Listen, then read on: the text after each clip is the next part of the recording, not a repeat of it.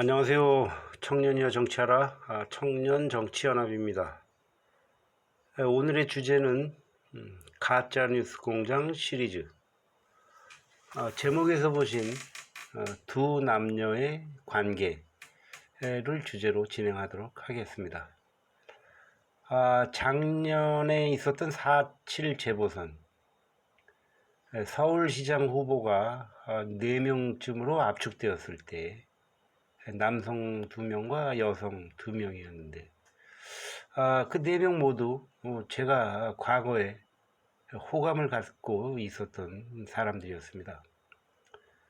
그 사람들이 정치인이 아닌 사회인 상태였다면 아마 여전히 호감을 갖고 응원하고 고마움을 표현하고픈 좋은 이웃들쯤이라고 할까요? 저는 지난 동영상들에서 여러 차례 말씀드렸지만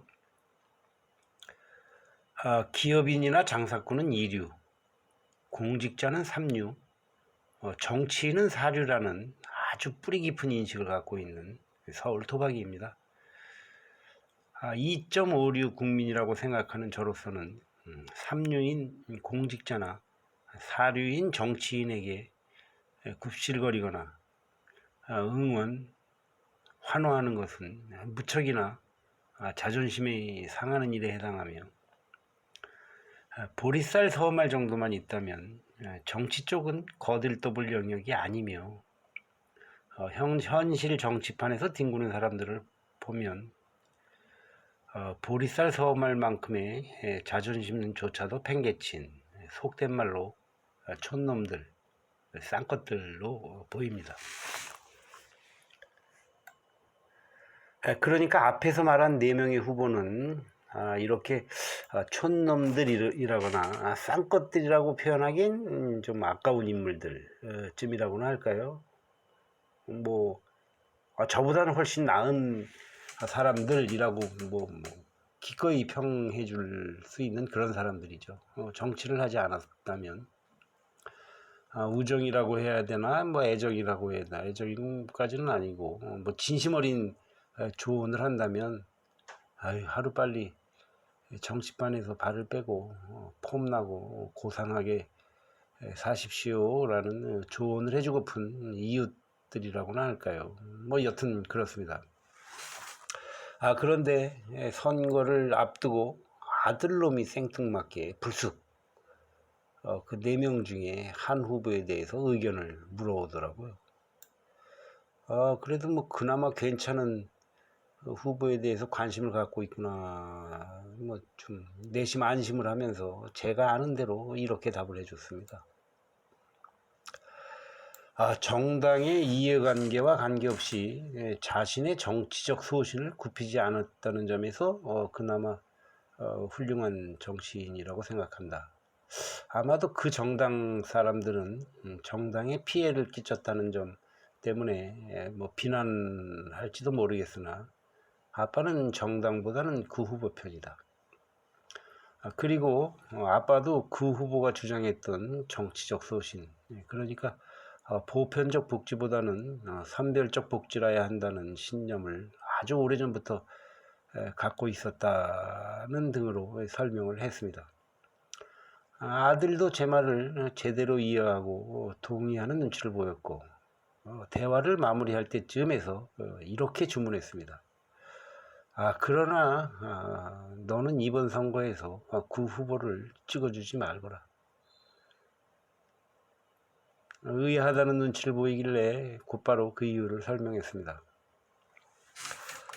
그때 시민들에게 의견을 묻는답시고 투표를 한 것으로 알고 있는데 투표 참여율이 저조해서 시장에서 물러나야 했고 후임 선출을 위한 보궐선거를 했는지 안 했는지 모르겠는데 만약에 했다면 그렇게 투표를 2번 하는데 돈이 얼마나 들었겠나. 정확히는 모르겠지만 선거 한 번 치르는데 나라 돈이 아마 수백억, 한 100억, 200억, 300억 이렇게 들지 않나 이렇게 알고 있는데 그거보다 적게 들든 차라리 그 돈으로 보편복지로 나눠주는 것이 훨 낫지 않겠느냐. 이렇듯이 정치한다는 사람들은 하는 짓이 나라 돈 아까운 줄 모르고 펑펑 써대거나 자기 주머니로 챙기는 게 목적인 날 도둑놈들이란다. 이번에 치르는 보궐선거도 그렇지 않느냐. 서울시장, 부산시장 모두 허튼 짓거리 때문에 선거를 다시 치르는 것인데 거기에 드는 돈이 얼마인가. 이렇듯이 정치인은 지지하고 응원할 대상이 아니라 세금으로 월급 준 만큼 일을 부려먹거나 제대로 일했는지 혹시 도둑질은 하지 않는지 늘 감시할 대상이란다. 아빠가 칭찬하고 응원할 만한 사람들도 이 모양인데 나머지들은 오죽하겠냐. 너희들 세대에 갚아야 할 빚만 잔뜩 늘려놓는 날 도둑놈들, 생 도둑놈들이란다. 서울시장, 부산시장 보궐선거를 하게 만든 이유, 그러니까 두 시장의 관련 사건에 대해서는 저는 손가락질하고 싶지는 않습니다. 이미 많은 사람들로부터 문매를 맞았을 테고 솔직히 제 또래 꼰대들 중에서 그 방면의 허물이 적지 않은 사람들도 꽤 많으리라 생각합니다. 오히려 그 두 시장을 대신하여 함께 사과드리며 그들의 허물을 덮어주십사 부탁드리고 분 심정도 없지 않습니다. 그러나 그들로 인하여 보궐선거에 들어가는 나랏돈을 나몰라라 쌩까는 것까지 무방비로 용납해서는 안 된다고 생각합니다. 최소한 세금이나 벌금을 받아내는 것만큼은 압박을 가해서라도 당사자들이 물어내도록 꾸짖고 타이르고 가르쳐야 한다고 생각합니다. 당사자들이 부담할 능력이 없으면 소속 정당에서 부담해야 할 것이고 자기들 멋대로 갖다 쓰는 각종 명목의 정당 지원금, 선거 보조금으로라도 충당하도록 해야 할 것입니다. 그렇게 나랏돈을 서슴없이 축내는 이 정치꾼들의 이 못된 버르장머리가 세월을 거듭할수록 죄질이 점점 나빠지고 있습니다. 이번 지방선거에 국회의원직을 팽개치고 코를 날름거린 자들이 바로 그들입니다. 헌법에 임기가 명시된 헌법기관으로서의 국회의원은 그 개인의 일자리나 직업을 보장하기 위한 것이 아닙니다. 개인의 일자리나 직장은 아무 때나 그만둘 수 있으나 헌법기관인 국회의원을 제명하기 위해서는 제적 국회의원 3분의 2의 동의를 받도록 헌법에 명시되어 있습니다. 즉 국회의원 3분의 2가 동의할 수 있는 사안, 다시 말해서 국민의 3분의 2가 기꺼이 수긍할 수 있는 사유가 있을 때 그만둘 수 있는 것입니다. 지방자치단체장이라는 개인적인 정치적 욕심, 직업적 욕구를 위해서 헌법기관으로서의 역할을 헌신짝처럼 팽개치며 헌정질서를 문란케 하는 중대한 범죄 행위를 저지른 것입니다.